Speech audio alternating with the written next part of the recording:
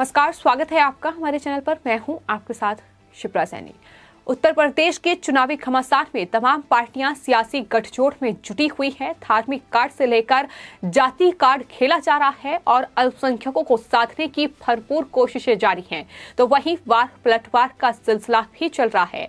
इस बीच All India Muslim Personal Law Board ने AIMIM के अध्यक्ष असदुद्दीन ओवैसी को एक सलाह दी है, जिसमें ये कहा गया है कि जिन सीटों पर जीत पक्की हो, सिर्फ ओवैसी उन्हीं सीटों पर अपने उम्मीदवार उतारें। तो ये सलाह all India Muslim Personal Law board के जो सदस्य हैं मौलाना नोमानी की तरफ से एक लेटर लिखकर ओवैसी को दी गई है। खलील उर रहमान सज्जाद नोमानी की तरफ से ओवैसी को एक लेटर लिखा गया है, जिसमें ये बात साफ तौर पर कही गई है कि जिन सीटों पर जीत पक्की उन्हें दिख रही हो, सिर्फ उन्हीं सीटों पर अपने उम्मीदवार उतारें। आपको बता दें, उत्तर प्रदेश विधानसभा चुनाव में ओवैसी की पार्टी AIMIM ने 100 सीटों पर लड़ने का फैसला किया है। उत्तर प्रदेश की विधानसभा की कुल 403 सीटें हैं, लेकिन असदुद्दीन ओवैसी कुल 100 सीटों पर अपने उम्मीदवार उतारेंगे। ये फैसला उनकी तरफ से क्या क्या है, आपको बता दें। All India Muslim Personal Law board के सदस्य नोमानी की ओर से जो ओवैसी को लेटर लिखा गया है,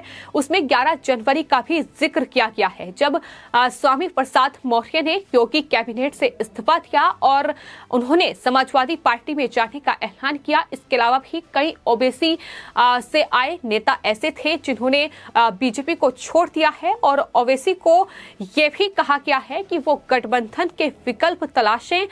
ये सलाह दरअसल मुस्लिम पर्सनल लॉ बोर्ड की ओर से ओवैसी को दी गई है और लिखा गया है कि जो लोग निर्दयी हैं उनके खिलाफ वोटों का बंटवारा होने से रोकना चाहिए।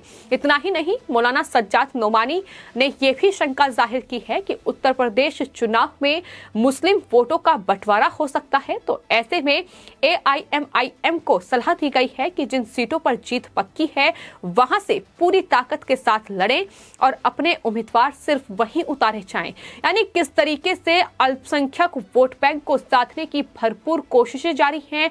ओवैसी बार बार इस चीज को दोहरा चुके हैं कि अल्पसंख्यकों के साथ योगी सरकार अन्याय कर रही है, अल्पसंख्यकों को ये नहीं मिल रहा है, अल्पसंख्यकों को योजनाओं का लाभ नहीं मिल रहा है, उन्हें अलग थलग रखा गया है। ये तमाम आरोप जो हैं वो असदुद्दीन ओवैसी की ओर से तमाम जनसभाओं में लगाए गए हैं। लेकिन वहीं जाति कार्ड और धार्मिक कार्ड खेलते हुए समाजवादी पार्टी भी लगातार तुष्टीकरण की राजनीति पर गौर दे रही है, तुष्टीकरण की राजनीति कर रही है। वो साफ तौर पर जिस तरीके से उन्होंने टिकट का बंटवारा किया है, तमाम उम्मीदवारों की लंबी चौड़ी फहरिस्त ये बता रही है कि किस तरीके से अल्पसंख्यक वोटों को साधने के लिए एड़ी चोटी तक का जोर लगाया जा रहा है, ताकि अल्पसंख्यक वोट बैंक के जरिए उत्तर प्रदेश के चुनावी मैदान में उतरकर बीजेपी को हराया जा सके। लेकिन ये दावे कहीं ना कहीं पूरी तरीके से फेल साबित हो रहे हैं। जिस तरीके से तमाम चुनावी सर्वे सामने आ रहे हैं, जनता का मूड समझ में आ रहा है कि आखिर किस तरीके से जनता का रुख जो है वो उत्तर प्रदेश में बीजेपी की तरफ है। एक बार फिर से CM योगी आदित्यनाथ को यूपी की जनता मुख्यमंत्री बनते देखना चाहती है, ये चुनावी सर्वे साफ तौर पर दावा कर रहे हैं। लेकिन मौलाना सज्जाद नोमानी ने जो ओवैसी को लेटर लिखा है, उसमें ये दावा किया गया है कि ओवैसी को नेता के रूप में लोग पसंद करते हैं।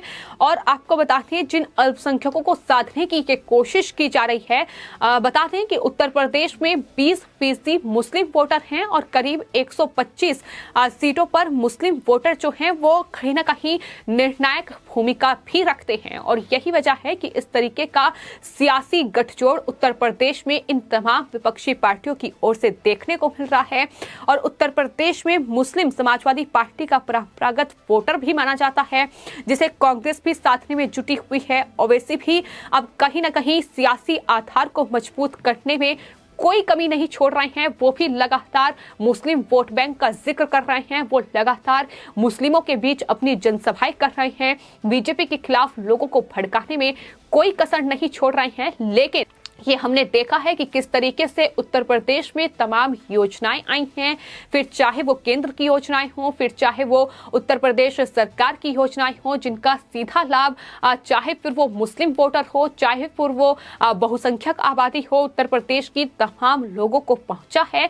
तो ऐसे में कहीं ना कहीं धार्मिक आधार पर लोगों को बांटकर जो वोट बैंक हथियाने की कोशिश ओवैसी की तरफ से की जा रही है। हालांकि नतीजे जब 10 मार्च को सामने आएंगे तो देखना होगा कि आखिर इन तमाम चुनावी जो कहीं ना कहीं पुलाव जनता के सामने रखा जा रहा है, इसका क्या नतीजा 10 मार्च को सामने आएगा। लेकिन ये साफ है कि धार्मिक आधार पर लोगों को बांटने की कोशिश लगातार उत्तर प्रदेश में चुनावों के बीच हो रही है, फिर चाहे वो समाजवादी पार्टी के जरिए हो, या फिर असदुद्दीन ओवैसी के जरिए हो, या फिर कांग्रेस पार्टी जिस तरीके से हिंदू और हिंदुत्व का राग अलाप कर लोगों को बांटने की कोशिश कर रही है। तो आपको बता दें, उत्तर प्रदेश के उन्नाव से बीजेपी के सांसद साक्षी महाराज ने धर्म संसद में भड़काऊ भाषण मामले में जिस तरीके से संतों पर मुकदमा दर्ज किया गया है, उन पर कार्रवाई हुई है।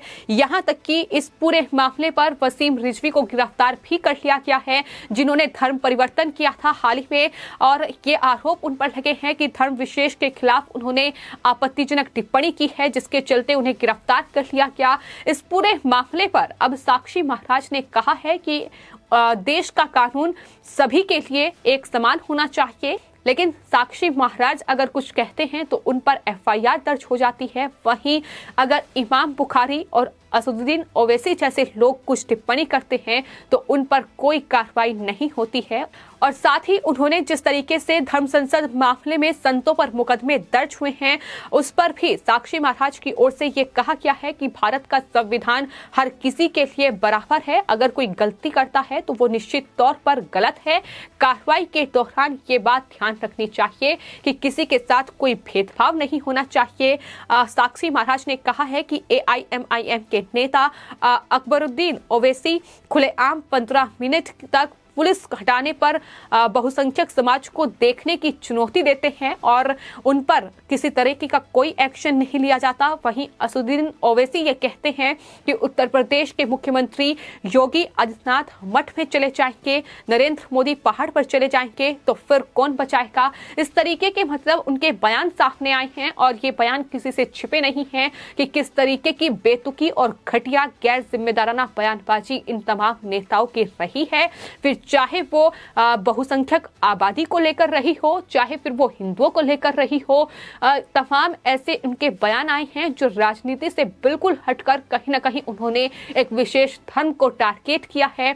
तमाम नेताओं के बारे में इस तरीके के बयान दिए हैं, प्रधानमंत्री और यहाँ तक कि मुख्यमंत्री का अपमान किया गया है, लेकिन उन पर कभी कोई एफआईआर दर्ज नहीं होती है, उन पर कभी कोई कार्रवाई नहीं होती है, उन्हें कभी गिरफ्तार नहीं किया जाता है। लेकिन वही धर्म संसद में जो नेता शामिल हुए, जो संत शामिल हुए, उनका राजनीति से कोई लेना देना नहीं है और उनके खिलाफ इस तरीके से मुकदमा दर्ज कर लिया गया है। इस पर अब साक्षी महाराज की ओर से जाहिर तौर पर सवाल उठाए गए हैं। तो लगातार उत्तर प्रदेश में चुनावों से पहले सियासत गरमाई हुई है और कहीं ना कहीं जाति कार्ड और धार्मिक कार्ड पूरी तरीके से हावी हो चुका है। इन चुनावों में जो लगातार बयान सामने आ रहे हैं तमाम नेताओं के, उसमें साफ तौर पर दिखाई दे रहा है। और all India Muslim Personal Law board के सदस्य नोमानी का ये लेटर अपने आप में बता रहा है कि किस तरीके से उन्हें ये डर है कि दरअसल समाजवादी पार्टी में जिस तरीके से स्वामी प्रसाद मौर्य और तमाम दूसरे नेता पहुंचे हैं, वहां पहुंचकर अब मुस्लिम वोट बैंक जो है वो दो खेमों में बढ़ सकता है। और गठबंधन की सलाह जो है वो ओवैसी को दी गई है कि ओवैसी गठबंधन कर ले किसी पार्टी के साथ तो बेहतर होगा, ओवैसी सोच समझकर उम्मीदवार उतारें, ये भी कहा गया है, जहां से सिर्फ जीत पक्की हो। तो इस तरीके से अब अल्पसंख्यक वोट बैंक को साधने के लिए ये सब कुछ किया जा रहा है ताकि सीएम योगी को हराया जा सके। लेकिन फिलहाल उत्तर प्रदेश की तस्वीर बदलती नजर नहीं आ रही है, क्योंकि तमाम सर्वे, तमाम जो लोगों के रुझान हैं, जो तमाम जनता का मूड है, वो ये दावा कर रहा है कि एक बार फिर से उत्तर प्रदेश में सीएम योगी आदित्यनाथ वापसी करने जा रहे हैं। फिलहाल आपकी इस पूरे मामले पर क्या राय है, हमें कमेंट बॉक्स में जरूर लिखें और चैनल को सब्सक्राइब करें। धन्यवाद।